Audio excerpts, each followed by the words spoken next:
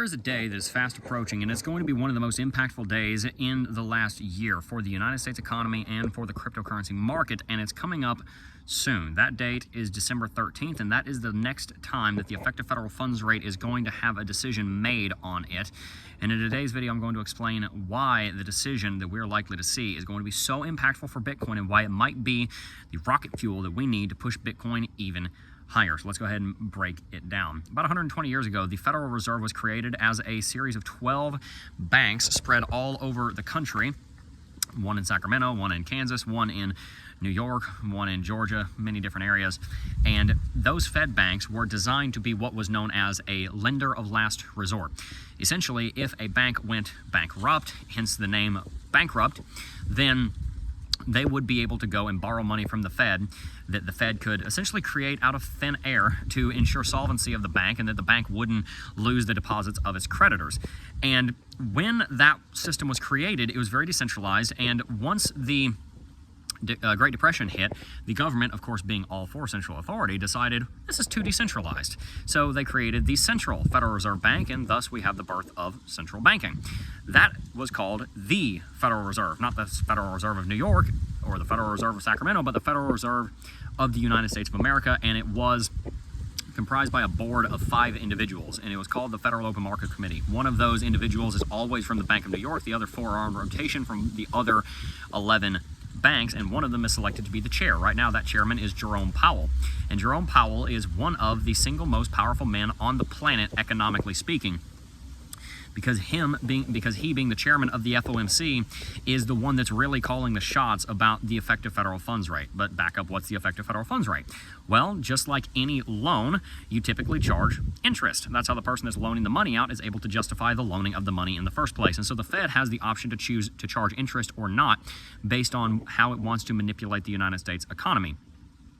That is called the effective federal funds rate, and it is the rate that the Fed charges the other banks, as far as the private and the public banks, the commercial banks, not the Federal Reserve banks, but the public banks, the public-facing banks.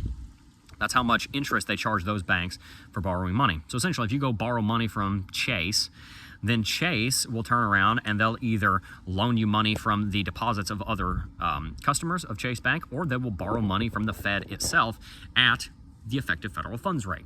Well, the effective federal funds rate is one of the most powerful tools that the Fed uses to manipulate the economy, because the Fed knows that the United States economy is built on the back of debt. Whenever you're trying to build a new company, you typically go and borrow money so that you can finance that growth, because if you're able to borrow money at 5, 6, 7%, but you're able to generate 25, 30, 35%, then it's considered to be a worthwhile investment. So most business operates on debt. That debt and its interest rate is based on the effective federal funds rate. So the Fed knows that by changing their interest rate, the effective federal funds rate, they can essentially impact every single interest rate in the entire market. And so that's why the effective federal funds rate is so important, and that's why it's so important to the stock market. And as we know, Bitcoin is highly correlated to the stock market.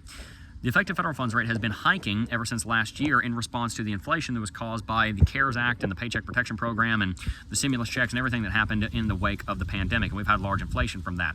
The good news for you is that inflation has nominally come back down close to baseline. It's in the low 3s right now.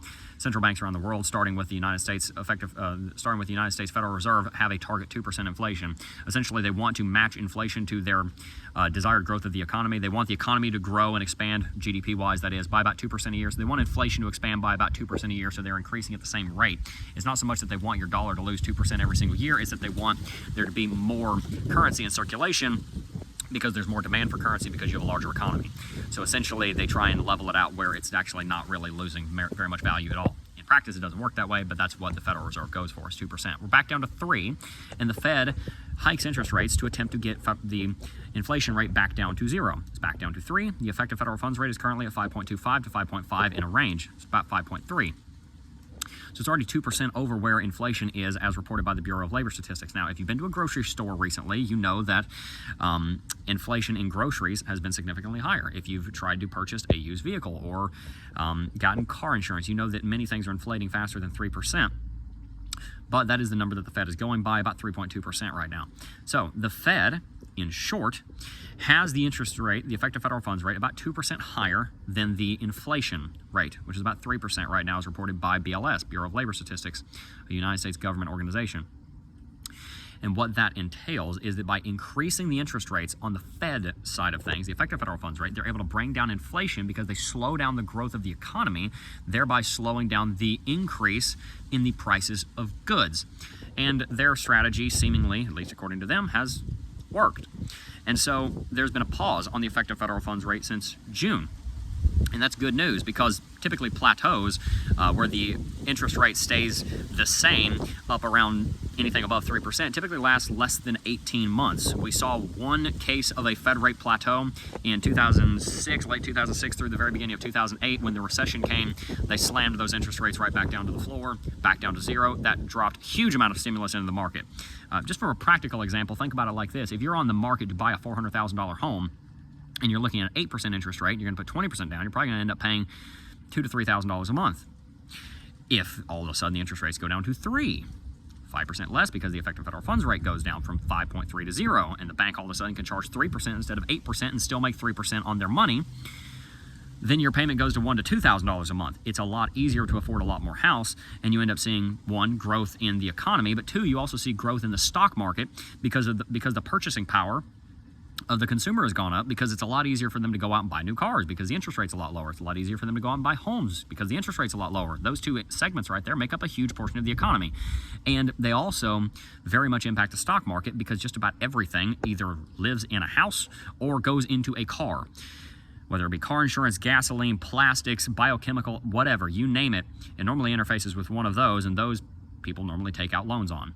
So if the loans get a lot cheaper and the payments go way down because the interest rates are a lot lower, you see the stock market shoot up. Well, what happens when the stock market shoots up? Well, now we turn back around to Bitcoin. Bitcoin normally shoots up. In a low interest rate environment, Bitcoin typically thrives. It is during the seasons where interest rates are going up that Bitcoin has difficulty. The last time we saw interest rates hiking was in 2018 and 2019, during the, not this just past bear market, but the bear market back in 2018 and 2019. When those interest rates slammed to the floor at the beginning of the pandemic, Bitcoin shot from $4,000 to $70,000. Now there was a lot of fundamental difference going on there compared to now. Back then there was a pandemic going on, followed by subsequent inflation and high liquidity because of the Paycheck Protection Program and whatnot. And that's not going on right now, i.e. there's not lower lows and higher highs at the same time as there were back then. But when the interest rates went to zero, the market rallied aggressively.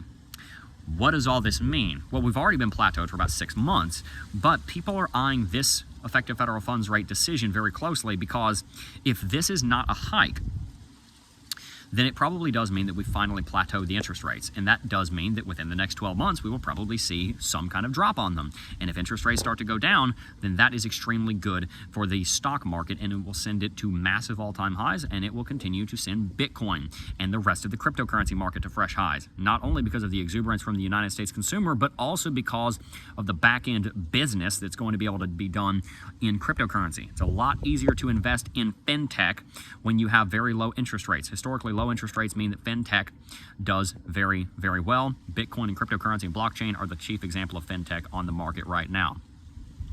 So this leads us to a hypothesis that Bitcoin could be approaching an all-time high even sooner than we originally predicted, and you will hear more about that in tomorrow's episode of The Climate of Crypto. So make sure to subscribe to the channel, hit that like button if you have not already, because I think you're really going to like tomorrow's video and you're not going to want to miss it. By the way, the Chicago Mercantile Exchange gives it a 97.7% likelihood right now that we are going to see a Fed rate pause on the 13th. And if that occurs, even the very day that that decision is made, we could see a massive rally on Bitcoin, pushing us all the way up to $50,000 to $51,000 within the next 7 days. Could that not happen? Absolutely. Bitcoin's going to need a massive correction at some point. It could happen tomorrow. But if we have not seen that massive crash start yet, when the effective federal funds rate is plateauing on December 13th, that will likely be rocket fuel for the bulls and help push us up to 51. Again, if that huge correction that's coming at some point has not started by then. If you want to learn more about technical analysis, make sure to sign up for the Cryptocurrency Technical Analysis Academy. I will link that in the description box down below so you can be prepared for this bull market that's coming and these opportunities that are presenting themselves, and stay tuned because I think you're really going to like tomorrow's video. Like and subscribe to the video. If you like and subscribe to the channel, if you enjoyed the content, it helps to push us in the algorithm, and I just really appreciate all of you guys that support the channel. So consider doing that if you would like to, and I'll see you in the next video. Peace.